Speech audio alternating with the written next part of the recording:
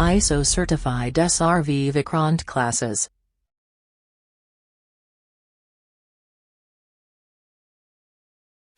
Biology की MCQ series में chapter 5वां है पादप कार्य की। पहला क्वेश्चन देखते हैं, परासरण की परिभाषा क्या है।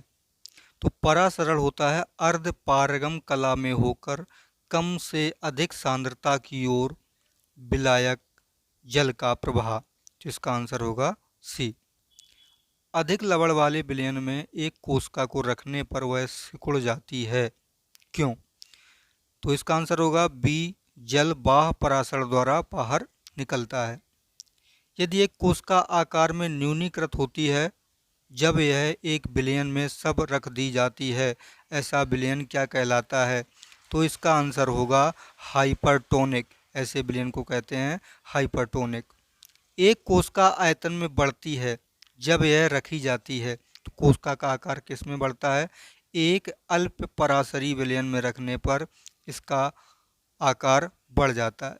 बीज फूलते हैं जब जल में रखे जाते हैं।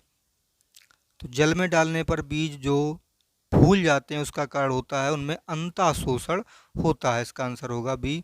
छठवां क्वेश्चन है, लकड़ी के बने दरवाजों का वर्षा ऋतु में फूलना क्या कारण होता है। तो लकड़ी के जो दरवाजे होते हैं, लकड़ी की खिड़की होती है, वो बरसात में फूल जाती है। इसका आंसर भी यही होगा, अंतःशोषण के कारण। उर्वरकों उर्वरकों का अतिरिक्त मात्रा में प्रयोग पौधे की मृत्यु का कारण बनता है। तो ज़्यादा खाद डालने से पौधे क्यों मर जाते हैं। आंसर होगा बाह्य परासरण के कारण। पौधों में जल का परिवहन होता है। तो पौधों में जल का परिवहन जो है वो जाइलम के द्वारा होता है। नेक्स्ट क्वेश्चन देखते हैं, भूमि में पौधों की जड़ों के लिए उपलब्ध जल होता है। तो ये जल जो है पौधों में कैसे पहुंचता है। तो केशिका के द्वारा ये जल पहुंचता है। पौधों की वृद्धि के लिए कितने आवश्यक तत्वों की ज़रूरत होती है। तो कुछ ज़्यादा आवश्यक तत्व होते हैं, कुछ कम आवश्यक तत्व होते हैं, लेकिन ओवरऑल दोनों की संख्या मिलाकर के 16 या 16 होती है। धान का खैरा रोग या लघुपत रोग किस तत्व की कमी के कारण होता है। तो धान का खैरा रोग, ये इंपॉर्टेंट क्वेश्चन है, कई बार पूछा गया, जस्ता की कमी के कारण होता है। फूल गोभी का बिटेल रोग किस तत्व की कमी से होता है। तो इसका आंसर होगा मॉलिब्डेनम, बी नंबर। पत्तियों की हरिमहीनता किसकी कमी से होता है, पत्तियों का हरापन क्यों चला जाता है। आंसर होगा मैग्नीशियम। पौधों में वाष्पोत्सर्जन किसकी प्रक्रिया है। तो इसका आंसर होगा जल की हानि होती है वाष्प के उत्सर्जन में। जल बिंदुओं के रूप में जल की हानि क्या कहलाती है। तो जो पहले क्वेश्चन है वही क्वेश्चन है, ये भी कोई अंतर नहीं है। तो इसका आंसर क्या होगा, जल की हानि जो होती है वो कहलाएगी बिंदुओं के रूप में बिंदुस्राव। वाष्पोत्सर्जन में होता है। तो वाष्प उत्सर्जन में क्या होता है, पत्तियों से पानी वाष्प के रूप में निकलता है। तो इसका आंसर होगा बी। नेक्स्ट क्वेश्चन हम देखते हैं, वाष्पोत्सर्जन मापी यंत्र है। तो वाष्प का उत्सर्जन किस यंत्र से मापते हैं। इसका आंसर होगा पोटोमीटर। पौधों में वाष्पोत्सर्जन की क्रिया किस में होती है। तो इसका आंसर होगा पूरे पौधे में ये क्रिया होती है। वह दशा जिसमें वाष्पोत्सर्जन अधिक तेजी से होता है। तो ज़्यादा तेजी से कब होने लगता है, जब प्रकाश संश्लेषण निम्न नमी व ऊंचे तापमान पर, नमी की मात्रा वातावरण में कम हो और तापमान ज़्यादा हो, तब ऐसा होता है। ये मई जून के महीने में उत्तर भारत में। पत्तियों के दो प्रमुख कार्य क्या होते हैं। तो पत्तियां क्या करती हैं, प्रकाश संश्लेषण करती हैं और वाष्प का उत्सर्जन करती हैं। पौधों में होने वाली क्रियाओं में से एक जो इनका तापमान कम करती है। तो कौन सी क्रिया से तापमान कम होता है, जब वाष्प का उत्सर्जन होता है तब पौधे का तापमान कम हो जाता है। नेक्स्ट क्वेश्चन है, किस क्रिया के फलस्वरूप पौधों में ऑक्सीजन का निकास एक कार्बन डाइऑक्साइड का अवशोषण होगा। इसका आंसर होता है प्रकाश संश्लेषण। प्रकाश संश्लेषण के लिए इसकी ज़रूरत होती है, जल, पर्णहरित, धूप, इनमें से सभी। तो ये सारी चीज़ें चाहिए होती हैं, आंसर होगा इनमें से सभी। प्रकाश संश्लेषण की क्रिया में क्या बाहर निकलता है। तो प्रकाश संश्लेषण में ऑक्सीजन की उत्पत्ति होती है। कार्बन डाइऑक्साइड पौधे लेते हैं जिसमें से कार्बन का संग्रहण कर लेते हैं, ऑक्सीजन मुक्त कर देते हैं। निम्नलिखित में से कौन सा कथन असत्य है? प्रकाश संश्लेषण सूर्य के प्रकाश में होता है, ये भी सही है। प्रकाश संश्लेषण में CO2 का उपयोग किया जाता है, ये भी सही है। प्रकाश संश्लेषण में O2 का उपयोग होता है, ये पॉइंट आपका गलत है। तो इसका मतलब जो आंसर आपका असत्य ढूंढना है वो सी होगा, और प्रकाश संश्लेषण में O2 बाहर निकलता है, ये बात भी सही है, लेकिन आंसर असत्य पूछा गया है, तो इस वजह से इसका आंसर ये होगा।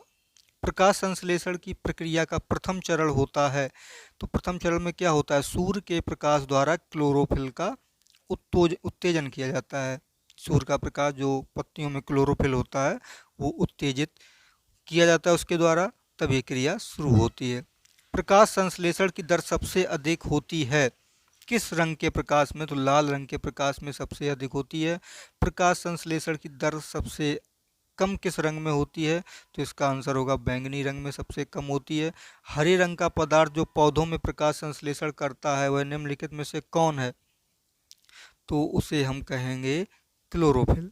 प्रकाश संश्लेषण होता है कब होगा? प्रकाश संश्लेषण रात्रि में, दिन में, अथवा रात्रि में, दिन और रात्रि में, केवल दिन में। तो इसका आंसर होगा केवल दिन में। लेकिन जैसे मनी प्लांट वगैरह पौधे हैं, और ये भी कहा जाता है कि अगर रात में आपके यहाँ लाइट बल्ब जल रहा है तो ये क्रिया, वाष्पोत्सर्जन क्रिया कर सकते हैं। प्रकाश संश्लेषण की कौन सी गैस आवश्यक है? इसके लिए आवश्यक गैस है CO2 यानी कार्बन डाइऑक्साइड। पौधे व पेड़ का खाना तैयार करने की प्रक्रिया क्या कहलाती है? तो ये क्रिया कहलाती है प्रकाश संश्लेषण, और अंग्रेजी में इसको कहते हैं फोटोसिंथेसिस। एक ही बात होती है, अंग्रेजी में इसको हम लोग फोटोसिंथेसिस कहते हैं। क्लोरोफिल में कौन सा पारफिरिन होता है? तो क्लोरोफिल में कौन सा पदार्थ पाया जाता है? इसका आंसर होगा मैग्नीशियम।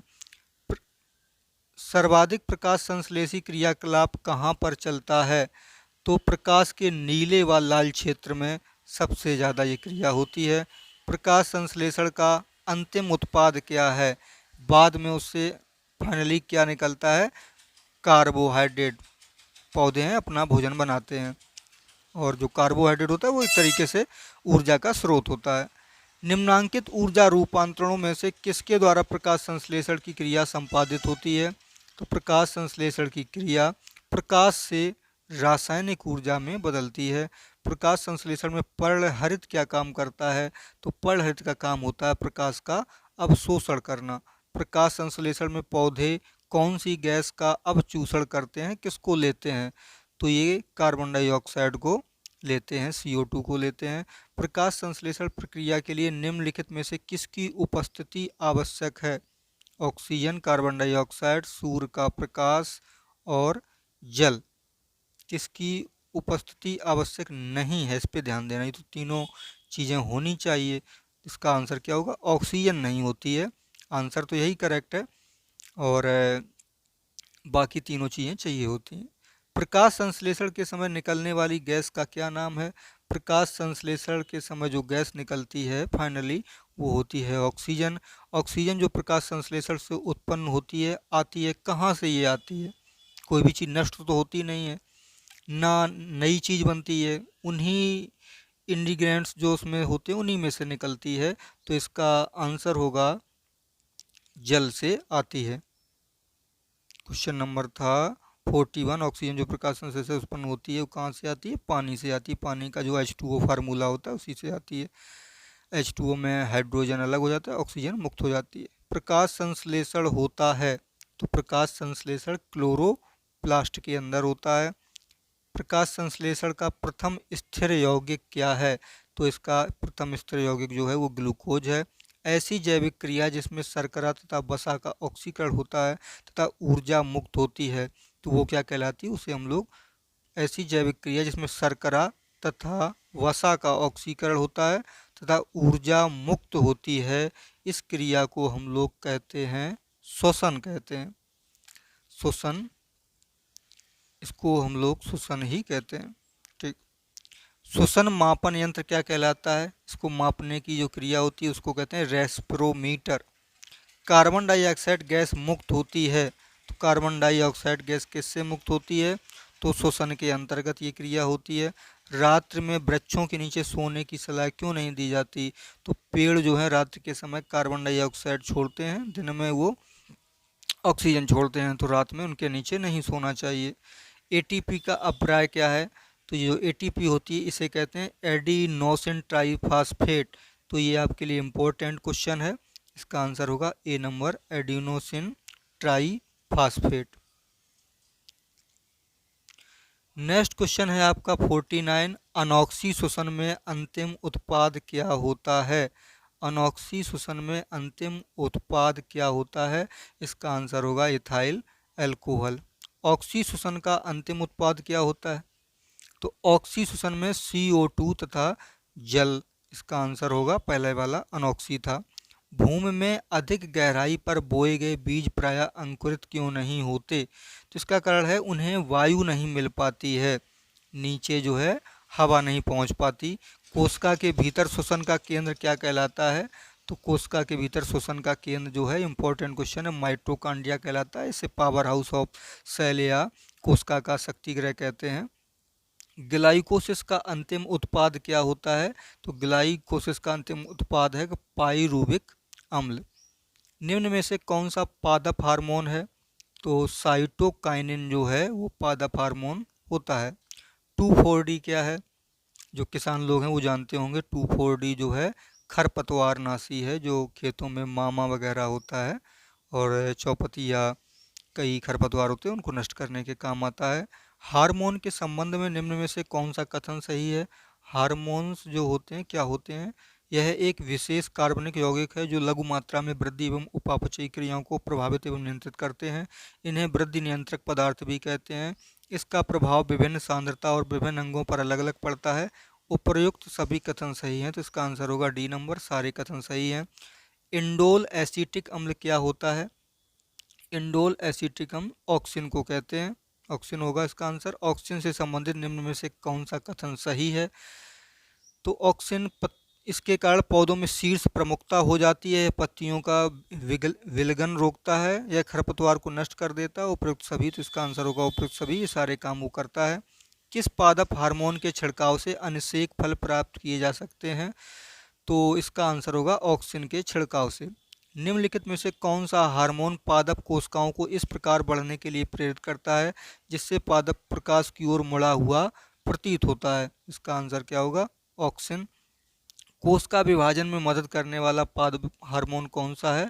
तो साइटोकाइनिन, सी नंबर आंसर है, ये इसमें मदद करता है। निम्नलिखित में से कौन सा पादप हार्मोन बीजों को सुषुप्तावस्था में रखता है तब पत्तियों के विलगन में मुख्य भूमिका निभाता है? तो इसका आंसर होगा एब्सिसिक एसिड। निम्नलिखित में से कौन सा एक प्राकृतिक फल पकाने वाला हार्मोन है? तो प्राकृतिक फल पकाने वाले हार्मोन को हम लोग एथिलीन कहते हैं। प्रकाशानुवर्ती संचलन किसके द्वारा नियंत्रित किया जाता है? तो इसका आंसर होगा ऑक्सीजन। पादप वृद्धि हार्मोन जिबरेलिन किससे निकाले जाते हैं? तो ये कवक से निकाले जाते हैं। नेक्स्ट क्वेश्चन है आपका, निम्न में से एक खरपतवार मारक है? तो ये क्वेश्चन अभी आप पढ़ चुके हो, इसका आंसर क्या होगा? 2,4-D। पादप वृद्धि अनुमापन के साथ किस भारतीय वैज्ञानिक का नाम जुड़ा हुआ है? तो JC बोस हैं, जगदीश चंद्र बसु नाम था इनका। निम्न में से किस पेड़ को अपनी वृद्धि के लिए सर्वाधिक मात्रा में जल की आवश्यकता होती है? तो यूकेलिप्टस का पेड़ सबसे ज़्यादा पानी सोखता है, ये बहुत ही प्रकृति के लिए हानिकारक पौधा है जिसे आतंकवादी पौधा भी कहते हैं। ऑक्सेनोमीटर का प्रयोग किया जाता है। ऑक्सेनोमीटर वृद्धि को, पौधे की वृद्धि नापने में इसका प्रयोग करते हैं। पौधे में वृद्धि होती है, कब तक होती रहती है? पौधा जो है जीवन पर्यंत वृद्धि करता है। कभी भी कोई पौधा इसलिए नहीं मरता क्योंकि उसकी उम्र ज़्यादा हो गई है, वो अन्य कारणों से मर जाते हैं, कवक वगैरह से मर जाते हैं, और कोई रोग लग जाता है तब मर जाते हैं, या पौधे आत्महत्या भी कर लेते हैं। लेकिन पौधों में कभी भी उम्र के कारण मौत नहीं होती, वो हमेशा हमेशा के लिए बने रह सकते हैं। समय और आकार के संदर्भ में होने वाली वृद्धि को ग्राफ पर अंकित करने पर एस के आकार का वक्र बनता है। ये वक्र किससे संबंधित है? तो इसे हम लोग सिग्माइड वक्र कहते हैं, ए नंबर आंसर होगा। पौधों की लंबाई में वृद्धि के लिए आवश्यक नहीं है, कौन सा आवश्यक नहीं होता लंबाई के लिए? इसका आंसर होगा सोडियम। पौधों की वृद्धि गतियां जो प्रकाश उद्दीपन के कारण कहती हैं, उनको हम लोग क्या कहते हैं? तो इसका आंसर होगा हेलियोट्रोपिज्म कहा जाता है। बी नंबर आंसर है। बाह्य उद्दीपनों द्वारा प्रेरित पादप गति क्या कहलाती है? तो इसको हम कहते हैं कंपानुकुंचन गति। C number. छुई मुई की पत्ती में कौन सी गति होती है? छूते ही ये जो मुरझा जाती है, इसे कहेंगे हम कंपानुकुंचन। जी, इसका आंसर बी होगा। नेक्स्ट क्वेश्चन है, स्पर्श करने पर छुई मुई की पत्तियां मुरझा जाती हैं, क्यों मुरझा जाती हैं? तो पर्णाधार का स्फीति दाब बदल जाता है। सूर्य के प्रकाश की ओर बढ़ते हुए प्ररोह का मुड़ना क्या कहलाता है? तो इसे कहेंगे हम हीलियोट्रोपिज्म। किसी आधार के चारों ओर मटर के प्रतान का लिपटना किसका उदाहरण है? तो इसका आंसर होगा स्पर्शानुवर्तन का। कोई बेल वगैरह होती है किसी चीज में लिपटती हुई ऊपर चढ़ती चली जाती है। संड्यू तथा वीनस फ्लाई ट्रैप कीट बच्ची पौधों में गति होती है, तो ये गति होती है स्पर्शानुकुंचन कुंचनी गति। B number. जड़ें धनात्मक भूम्यानुवर्तन होती हैं, जड़ें जमीन के नीचे ही जाती हैं अधिकांशतः, तो इसका आंसर होगा अधिकांश। कभी कभी ना अधिकांश जाती हैं, एक दो होती हैं ऊपर जाती हैं, जैसे मैंग्रोव के पौधे होते हैं। मृदा द्वारा जल के अवशोषण से संबंधित सिद्धांत क्या कहलाता है? इसे हम लोग कहेंगे केशिका क्रिया। जिस रूप में पौधे नाइट्रोजन प्राप्त करते हैं वह है नाइट्रेट के रूप में प्राप्त करते हैं। मटर के पौधों में, दलहनी पौधों की जड़ों में जो राइजोबियम पाया जाता है वो ये काम करता है। पौधों में पत्ते के पृष्ठ पर पाए जाने वाले लघु छिद्रों को हम लोग क्या कहते हैं? इसका आंसर होगा रंध्र। बौने पौधों को किसके प्रयोग से लंबा किया जा सकता है? तो इसका आंसर होगा साइटोकिनिन। पशुओं में हीमोग्लोबिन के सदृश पौधों में कौन सा अणु होता है? तो इसका आंसर क्या होगा? क्लोरोफिल। तो ये रहा था आपका 5वां चैप्टर। नेक्स्ट चैप्टर पादप रोग 6 नंबर चैप्टर में हम लोग फिर मिलते हैं। Thank you.